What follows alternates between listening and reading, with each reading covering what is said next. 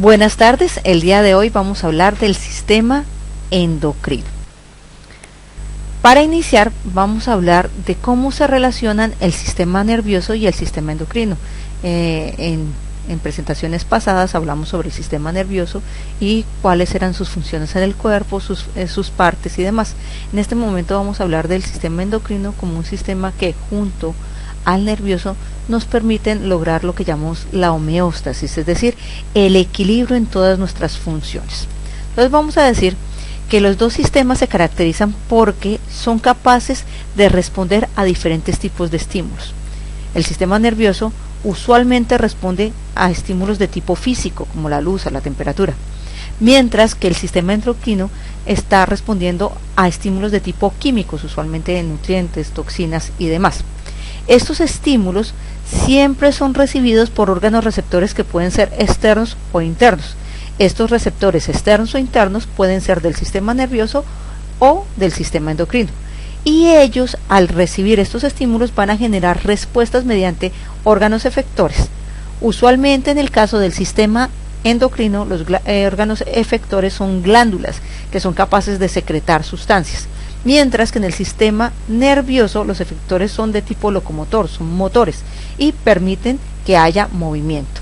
Entonces podemos decir, por ejemplo, acá que tenemos un receptor sensorial, en este caso estamos hablando de la vista, que ese estímulo debe ser codificado por el sistema nervioso, y al ser codificado por el sistema nervioso puede desatar respuestas tanto del sistema endocrino como del sistema locomotor para que tengan órganos efectores que pueden ser de tipo muscular o que pueden ser de tipo glandular.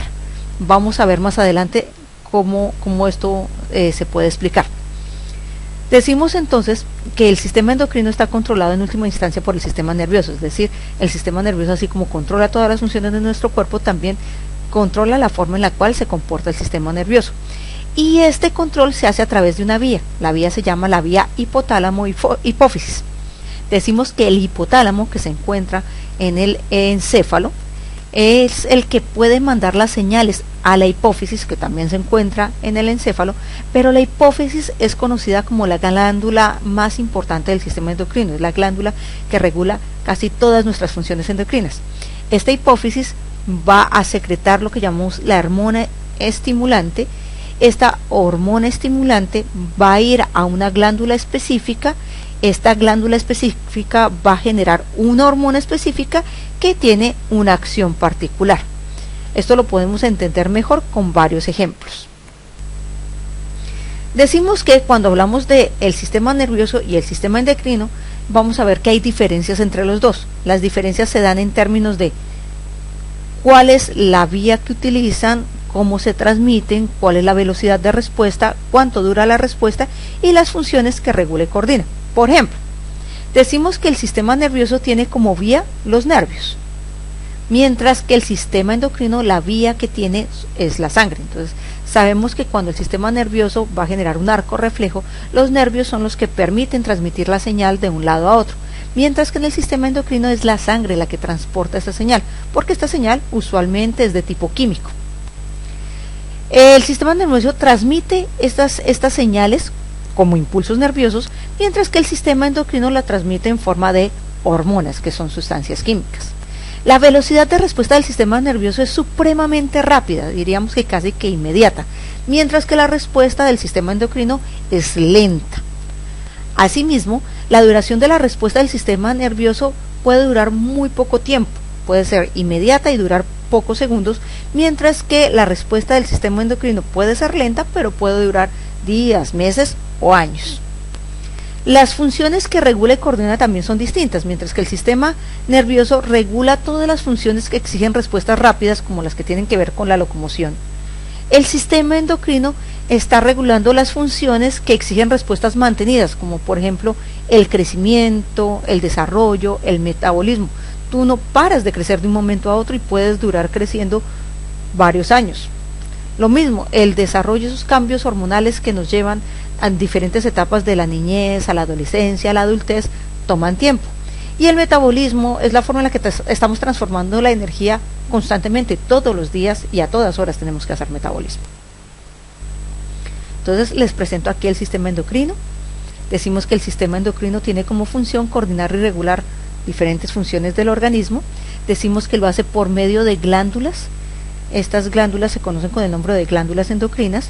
Las glándulas elaboran sustancias químicas. Estas sustancias químicas se conocen con el nombre de hormonas. Y estas sustancias químicas, hormonas, van a circular a través del sistema circulatorio, es decir, a través de la sangre, van a llegar a todo el organismo y van a tener una autorregulación que está coordinada con el sistema nervioso. Ya dijimos que esta autorregulación se hace en el hipotálamo, que está en el sistema nervioso, que es el que comunica con la hipófisis escoge qué glándula debe actuar y a qué órgano se debe dirigir la respuesta. Tenemos varias glándulas endocrinas, como por ejemplo la hipófisis, decimos que es la glándula maestra, es la glándula más importante. ¿Por qué? Porque controla las actividades endocrinas de otras glándulas y produce varias hormonas a su vez. Usualmente estimula el desarrollo de los huesos y tejidos, así que es una de las glándulas más importantes. Tenemos la glándula tiroides, que produce la hormona de tiroxina, usualmente contiene yodo, está regulando la velocidad del metabolismo y por ende el aumento o la disminución de esta hormona de la tiroxina puede generar pérdida de peso o aumento de peso, lo que llaman hipotiroidismo o hipertiroidismo. El timo es otra glándula supremamente importante que está produciendo la hormona que se conoce con el nombre de timosin, que controla la actividad de las células T. Recuerden que las células T son las encargadas del sistema inmune y nos están protegiendo de diferentes tipos de infecciones. Las glándulas suprarrenales son estas que les estoy señalando acá, que están ubicadas justo encima de los riñones, que tienen dos partes, lo que llamamos la médula, ¿cierto? Y la corteza. Decimos que la corteza está acá y la médula es la parte de adentro. La médula produce la hormona de la adrenalina, que activa el sistema de alerta y nos permite responder rápidamente a diferentes tipos de acciones para enfrentar peligros o huir. Y en la corteza se produce la hormona corticosteroide, que regula la concentración de agua, sodio y potasio del cuerpo, lo que es muy importante en los procesos de deshidratación. Tenemos otra glándula como el páncreas, que produce una hormona que se llama la insulina y otra hormona que se llama el glucagón. Tanto la insulina como el glucagón son supremamente importantes para controlar los niveles de glucosa en sangre. En este tipo de controles vamos a profundizar más adelante en otro video. Tenemos otras glándulas supremamente importantes, como son los testículos y los ovarios. Decimos que los testículos son las glándulas masculinas por excelencia, porque producen una hormona muy importante para los hombres, que es la testosterona, que son las que determinan las características sexuales masculinas, como la presencia de vello en la cara, como el aumento de tejido muscular, como la producción de espermatozoides. Todas estas funciones están reguladas por la testosterona y los testículos. Y tenemos los ovarios, que son las glándulas más importantes para nosotras las mujeres, ¿cierto? Que producen una hormona llamada la progesterona y los estrógenos, que determinan las características sexuales femeninas, como la producción de leche, tener las mamas, poder ser madres. Ese tipo de cosas están reguladas por estas glándulas. Decimos que las glándulas se clasifican en tres tipos. Hablamos de las glándulas endocrinas, las glándulas exocrinas y las glándulas mixtas. Cuando hablamos de glándulas endocrinas, estamos hablando de glándulas que sintetizan hormonas que se vierten en la sangre y que son supremamente importantes, porque todo su actuar es interno, está ocurriendo al interior del organismo. Tenemos también las glándulas exocrinas, que no pertenecen al sistema endocrino, aunque hacen parte no pertenecen al sistema endocrino en la medida en la que no están sintetizando hormonas a la sangre, pero sí son importantes porque sintetizan diferentes sustancias al exterior del cuerpo o a cavidades internas del cuerpo, como son por ejemplo las glándulas lacrimales, que están expulsando lágrimas que pueden salir del cuerpo o pueden entrar en las cavidades del ojo para, por ejemplo, limpiar de impurezas y demás. Hablamos de las glándulas sudoríparas, que están vertiendo al exterior el sudor, ¿cierto? Estamos hablando de las glándulas salivares, que en realidad pueden verter saliva al exterior o pueden verter saliva al interior de la boca para generar la transformación de los alimentos, por ejemplo. Y hablamos de las glándulas mixtas, que son glándulas que tienen tanto función endocrina como función exocrina al mismo tiempo. Un ejemplo particular es el páncreas. El páncreas tiene función endocrina al producir glucagón e insulina, que permiten la regulación de glucosa en sangre, pero también tienen una función exocrina porque vierten sustancias que son necesarias para la digestión al interior del estómago, que son muy importantes para la degradación de grasas y otros alimentos. ¿Cómo se coordinan las hormonas en el cuerpo? Entonces decimos que el sistema endocrino es un sistema coordinador que está formado por glándulas endocrinas y exocrinas que secretan las hormonas a la sangre. Estas hormonas son moléculas que actúan sobre cualquier célula diana para controlar y regular diferentes órganos. Las glándulas exocrinas, como dijimos anteriormente, secretan sustancias al exterior y no forman parte del sistema endocrino, mientras que las glándulas mixtas van a producir hormonas y van a producir otras sustancias. Aquí en este gráfico tenemos todas las glándulas endocrinas que hay en el cuerpo. Tenemos la glándula pineal, el hipotálamo, la hipófisis, la tiroidea, la paratiroidea, el timo, las cláusulas suprarrenales, el páncreas, los ovarios, los testículos. Todas estas hormonas son supremamente importantes para controlar el organismo. Ahora, decimos que este sistema de regulación hormonal es un mecanismo de retroalimentación, o como se dice en inglés, un sistema de feedback. Cuando hablamos de una retroalimentación o un feedback, estamos hablando de que el sistema nervioso a nivel del hipotálamo está controlando todo lo que sucede con el sistema endocrino. ¿Cómo? Recuerden que el sistema nervioso es capaz, a partir de los sentidos, de recibir cualquier estímulo del ambiente. Cuando el estímulo del ambiente es percibido por el sistema nervioso, él tiene que decidir si la respuesta que se da a ese estímulo es una respuesta motora o una respuesta endocrina, o necesita las dos respuestas, ¿cierto? Al hacer eso, va a liberar factores liberadores del hipotálamo. Estos factores liberadores del hipotálamo van a llegar directamente a la hipófisis, diciéndole exactamente de qué tipo de estímulo se trata, para que la hipófisis libere hormonas tróficas que van a ir a una glándula particular que va a secretar la hormona que se necesita para generar un efecto. Voy a poner un ejemplo. Digamos que una persona está jugando fútbol al sol, ¿cierto? En el momento que está jugando fútbol al sol, va a sentir necesariamente un cambio, un estímulo. Este estímulo usualmente lo conocemos como calor. Es decir, el hipotálamo va a decir, esta persona está elevando su temperatura interna. Y el hipotálamo sabe que la temperatura interna de un humano tiene que oscilar entre los 36.4 grados y los 37 grados máximo. Si el hipotálamo se da cuenta que nos estamos subiendo de los 37 grados, con 37.1 el hipotálamo ya se pone en alerta. Entonces el hipotálamo va a decir, oiga, hipófisis, lo va a decir ¿cómo? Pues con los factores liberadores del hipotálamo. Le va a decir, hipófisis, está haciendo mucho calor, se está elevando la temperatura interna del organismo. ¿Qué vamos a hacer? Por favor, busque una respuesta. Porque el sistema nervioso ya tiene una respuesta básica, y es que si la persona está con chaqueta o con sudadera, lo primero que usted va a hacer es retirarse la chaqueta, retirarse el pantalón de la sudadera y quedar un poquito más fresco. Pero esto no es suficiente para bajar la temperatura. Entonces la hipófisis va a liberar hormonas tróficas, ¿cierto?, a una glándula especial. En este caso, ¿a cuál será? Pues a las glándulas sudoríparas, y le va a decir, oiga, glándulas sudoríparas, necesitamos que usted empiece a liberar sudor para podernos refrigerar.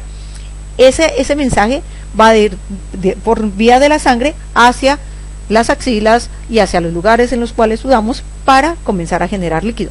Pero no es suficiente con eso, también se necesita que haya una vasodilatación, es decir, que tus venas se dilaten lo suficiente como para que comiences a liberar calor, ¿cierto?, y puedas refrigerarte más rápido. Es un ejemplo de cómo funciona un mecanismo de retroalimentación o feedback. Ahora, como dijimos, las hormonas son muy importantes porque son mensajeros químicos y se parecen mucho a un neurotransmisor. ¿Qué características tienen? La primera, pues que se originan en las glándulas endocrinas, que son liberadas a la sangre y que cumplen la función de mensajeras, llevan y traen información.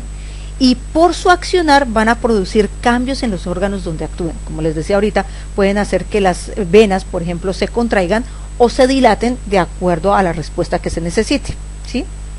Las funciones, son múltiples las funciones. Las hormonas tienen funciones en el desarrollo y crecimiento, en la reproducción, en la formación de características sexuales secundarias y primarias, en el metabolismo energético y regulan la actividad de muchos órganos. Decimos que las glándulas endocrinas están ubicadas por debajo del cerebro, son el hipotálamo, la hipófisis y la epífisis. Son supremamente importantes porque van a generar hormonas como la vasopresina, la oxitocina, la tireotropa, la adrenocortitropa, el folículo estimulante, la eulotropina, la somatropina, la prolactina, entre otras. Cada una de estas hormonas tiene una función particular que vamos a ir viendo en otros videos. Decimos que debajo del cuello tenemos la hormona tiroides y la paratiroides. La tiroides produce la tiroxina y la calcitonina, mientras que la paratiroides produce la paratormona. Y debajo de los riñones, encima de los riñones, tenemos las glándulas suprarrenales, que decimos que se dividen en corteza y médula, que la corteza produce aldosterona, cortisona, androgenocorticoides, mientras que la médula produce adrenalina y noradrenalina. Y en la cavidad abdominal tenemos ubicada el páncreas, ¿cierto?, que produce insulina y glucagón, y a nivel de la pelvis tenemos ubicadas las gónadas, que son los testículos y los ovarios, que funcionan como hormonas masculinas para producir testosterona, o hormonas femeninas como el estrógeno, que nos permiten regular funciones. Vamos a explicar dos glandulitas en particular, y a partir de esas dos glandulitas en particular vamos a ir tratando de ampliar este conocimiento. En otros videos voy a explicar otras. Entonces empecemos con el páncreas. Como les decía, el páncreas es una de las hormonas más interesantes porque tienen función mixta.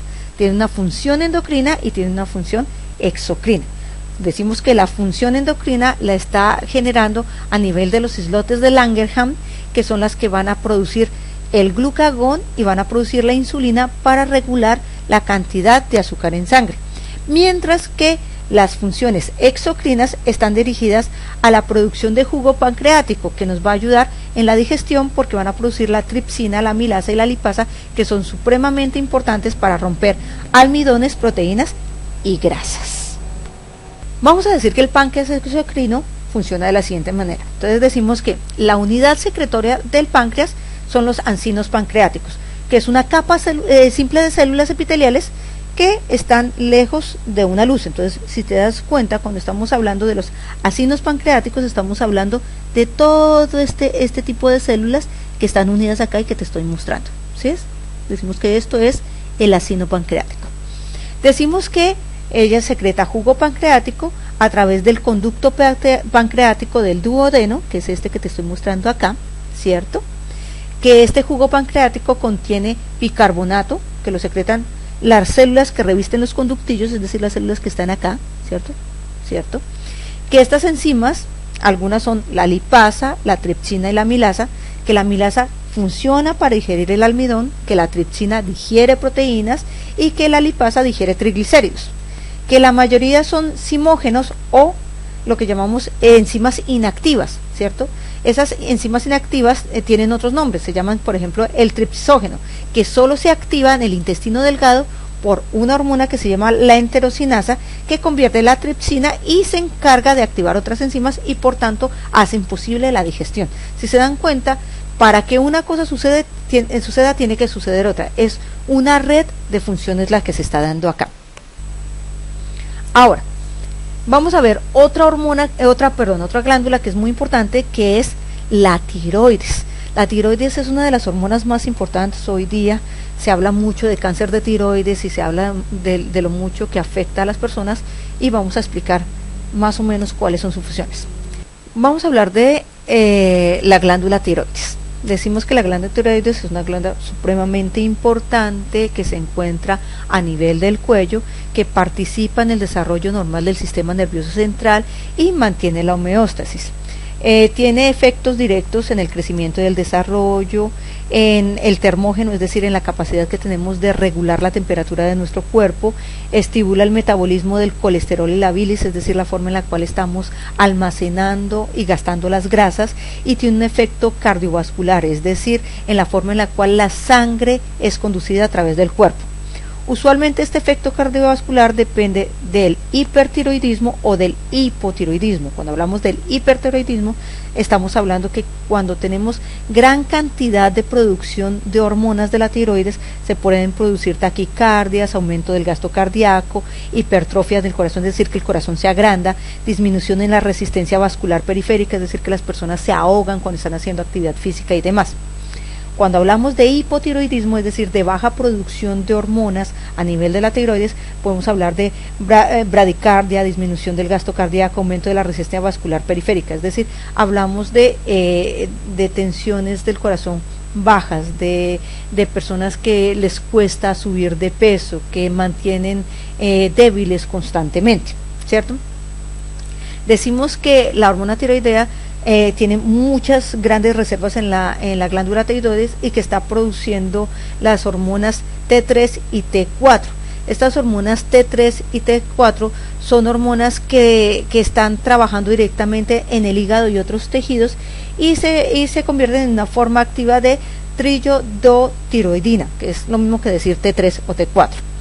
Se dice que para que la hormona tiroidea la hormona tiroidea se produzca, se hacen diferentes pasos que consisten en la síntesis, almacenamiento y liberación e interconversión de las hormonas. Entonces decimos que lo primero que pasa es que se capta el ion de yodo por la glándula, en este caso estamos hablando del hígado, que en el hígado ese ion yodo se puede oxidar, ¿cierto?, que se puede acoplar a los residuos de yodotiroxina, que es la hormona, que pueden transformarse en triglobulina para después hacer una proteólisis que puede liberar tiroxina y triyoduro, y eso es lo que permite regular la circulación de grasas en el cuerpo.